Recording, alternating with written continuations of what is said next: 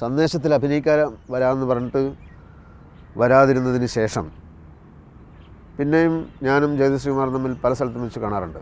പക്ഷേ ഈ വിഷയത്തെപ്പറ്റി ഞാൻ എന്തെങ്കിലും പരാതി പറയുകയോ എന്തുകൊണ്ട് താങ്കൾ വന്നില്ല എന്ന് ചോദിക്കുകയോ അങ്ങനെയൊന്നും ഉണ്ടായിട്ടില്ല. അദ്ദേഹം എനിക്ക് വരാൻ പറ്റിയില്ല, ഇന്ന കാരണം കൊണ്ടാണ് എനിക്ക് വരാൻ പറ്റാതിരുന്നത് എന്ന് എൻ്റെ അടുത്ത് വിശദീകരിക്കാനും നിന്നിട്ടില്ല.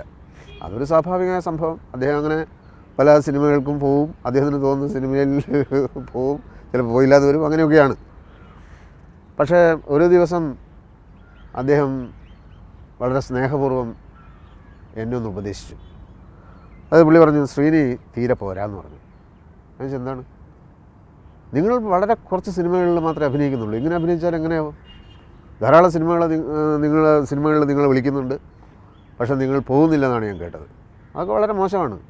ഈ കാറ്റുള്ളപ്പോഴേ തൂറ്റാൻ പറ്റുള്ളൂ എന്നൊക്കെ പറഞ്ഞിട്ട് കുറേ തിയറിയൊക്കെ എൻ്റെ അടുത്ത് പറഞ്ഞു. ഞാൻ വെച്ചാൽ എന്താണ് അതിന് എനിക്ക് മനസ്സിലായില്ലെന്ന് പറഞ്ഞു. മനസ്സിലാക്കി തരാമെന്ന് പറഞ്ഞു. നമ്മളിപ്പോൾ 20-ാം തീയതി മുതൽ 30-ാം തീയതി വരെ ഒരു സിനിമയിൽ അഭിനയിക്കാൻ പോകുന്നു. 20 മുതൽ 30 വരെ നമ്മൾ ഡേറ്റ് കൊടുക്കുന്നു, എഴുതി ഒപ്പിട്ടിട്ട് അഡ്വാൻസ് വാങ്ങുന്നു.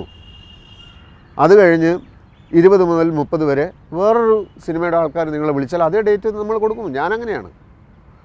അങ്ങനെ 3, 4, 5 സിനിമകൾക്ക് ഈ 20 മുതൽ 30 വരെ നമ്മൾ ഡേറ്റ് കൊടുക്കുന്നു, അഡ്വാൻസ് വാങ്ങുന്നു. അങ്ങനെ വരുമ്പോൾ ഈ 20-ാം തീയതി ആകുമ്പോൾ ഈ 5 അഡ്വാൻസ് വാങ്ങിച്ച സിനിമകളുണ്ടല്ലോ, അതിൽ ഏത് നടക്കും ഏത് നടക്കില്ല എന്ന് നമുക്കറിയാം. ചിലപ്പോൾ ചില ആളുകളുടെ സ്ക്രിപ്റ്റ് തീർന്നു കാണില്ല, ചിലപ്പോൾ ചില നിർമ്മാതാക്കളുടെ കയ്യിൽ പണം ആവശ്യത്തിനുണ്ടാവുമെന്ന് വരില്ല. അങ്ങനെയുള്ള പല കാരണങ്ങൾ കൊണ്ട് ചിലപ്പോൾ കഥാനായകൻ വരാമെന്ന് പറഞ്ഞിട്ട് അയാൾ കൃത്യസമയത്ത് വന്നില്ല എന്ന് വരും.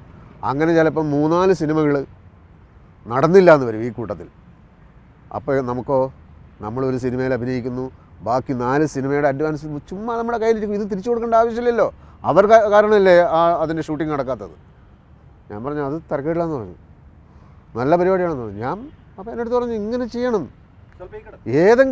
ഏതെങ്കിലും സിനിമകൾ നടന്നില്ല എന്ന് വരും.